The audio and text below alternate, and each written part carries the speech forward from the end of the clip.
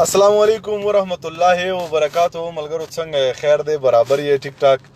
سلامونه مې واخلئ. ډېر وخت بعد لایف ویډیو هغه په یو مقصد او په یو دغه باندې چې زبرګې اختر غټ اختر را روان دی.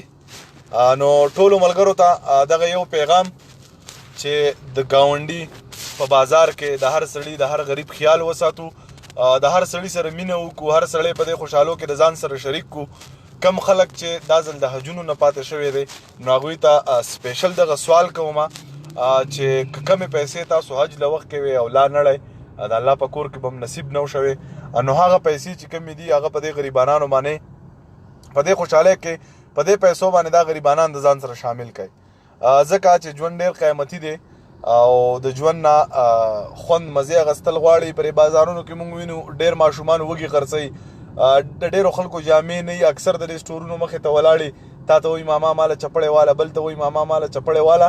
نو هر سړی وایي چې زما بچی دی ښه وی، هر سړی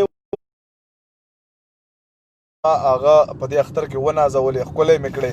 د چا هم خپل بچی په دې دغه باندې نشي سود، په بده ورځ نه سود کېږي، خو د غریبۍ مېرمن د واخلم سړی به ستړی وي، د بل زړه به ساتي. نو کم سے کم په دې خوشحالو کې رضان سره دا خلک شریک کړئ. زمونږ خو په خپله چې څه زړه او څه ایمان و دا جامې انشاءالله اوس هم دي او په اختر کې به مي ما چې په 2000 روپۍ ځان له جوړالم او زما د ګاونډي جامې نه قسم په خدای چې زما اوس نه کېږي، نو چې زما د ګاونډي جامې نه نو زه نه کوم داسې په اختر کوم، د اختر خوشحالي مانځم، هر څه کوم، خو داسې د جامو خوشحالي نه کوم چې تر څو پورې د هغه په څښا جامو کې ګرځي نو ماله پکار دی چې زه په څښاو جامو کې وګرځم، که هغه په پاکو جامو کې ګرځي نو ماله پکار دی چې زه په پاکو کې وګرځم. ټیک ته د یو سړي سره به پیسې وي، یو سړی به د ژوند په هر ډګر په هر لار برابر وي، خو غریبانان په دې کې د ځان سره شاملول غواړي او د غریبانانو مرسته کول غواړي په دې کې.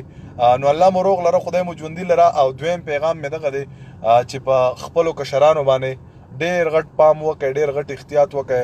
یو خو د دنیا کې دغه د وبا خبره ده، دویمه خبره دا ده چې د موټر سایکلو نه ډېر غټ احتیاط وکړئ. داسې خلک یې یوړله چې د هغوی مور پلار خویندې وروڼه بیا د ژوند په تېرولو باندې ستومانه دي، هغوی ژوند ته بیا زړه نه کېږي چې خپل بچی ور یادېږي، خپل ماشومان د کور هر چاته چې یادېږي چې دا په موټر سایکل مړ دی، مرګ شته، له مرګ نه څوک تښتېدی نه شي.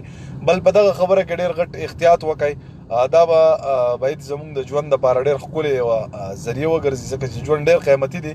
موږ له پکار دي چې د ژوند قدر وکړو او موږ له پکار دي چې د ژوندو قدر وکړو، خو په ژوند وکړو. چې کله مړ شي او بیا ورسره بله ولیکو چې یار ډېر ښه سړی و، نو نه، داسې نه ده پکار. موږ له پکار دي چې د هر انسان قدر وکړو او د هر انسان سره مینه وکړو. نو په دغه خبرو باندې یو څو دقیقه خبرې مې راته کولې، نور خو د خاص پیغام نشته. بل خبره درته دغه درېیمه خبره، شهاب بھائی ملګرو ته سلام وکړه یاره. السلام علیکم. لایف شروع ده نو ټیک ته مهرباني.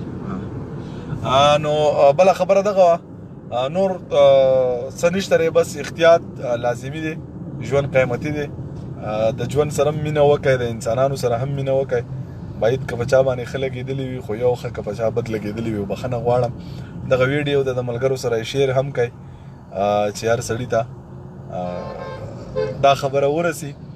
او نور زموږ سره په خپله یو میاشت مخکې څه مسله شوې ده، زموږ یو ملګری پیروز بھائی د قطر نه مونږ ګوري. نو وعلیکم سلام ورحمت الله وبرکاتو. نور په خپله زما سره یو میاشت مخکې څه حادثه شوې ده، الله دې خیر کړي. په د دې وجې نه زه لایف هم نه یم راغلی او نه مې پې څه خبرې په هغې باندې کړي دي. نو انشاءالله هغه به راسره هم بیا ډسکس کوم. د الله په امان ژوند کوئ، مزې کوئ، او زما له طرفه راته ایډوانس څو ورځې مخکې اختر مبارک شه مسافرو ته، وطنوالو ته، کم ځای ته چې زما غږ رسي ټولو ته زه د اختر مبارکي وایم.